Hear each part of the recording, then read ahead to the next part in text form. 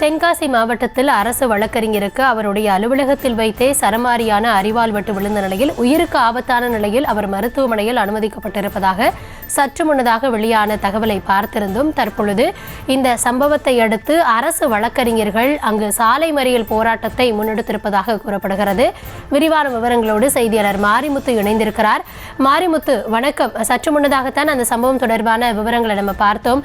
தற்பொழுது வழக்கறிஞர்கள் போராட்டத்தில் ஈடுபட்டிருக்காங்க. என்ன கோரிக்கை முன் வச்சிருக்காங்க? விரிவான விவரம்.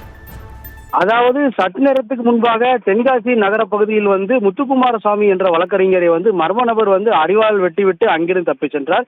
இந்த சம்பவம் மிகப்பெரிய ஒரு பரபரப்பை ஏற்படுத்தியது. உடனடியாக அவர் ஆம்புலன்ஸ் மூலம் தென்காசி அரசு மருத்துவமனைக்கு மிகுந்த ஆபத்தான முறையில் அனுப்பி வைக்கப்பட்டுள்ளார். இந்த தகவல் தெரிந்த உடனடியாக வழக்கறிஞர் அங்கு ஒன்று கூட தொடங்கினர்.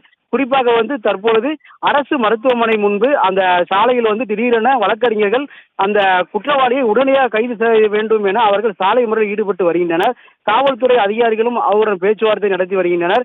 வழக்கறிஞருக்கே பாதுகாப்பு நிலை இல்லை என்று அவர்கள் தரப்பில் சொல்லப்பட்டு வருகிறது.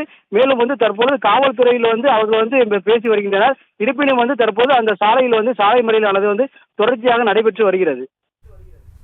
தற்போதைய விவரங்களுக்கு நன்றி மாரிமுத்து.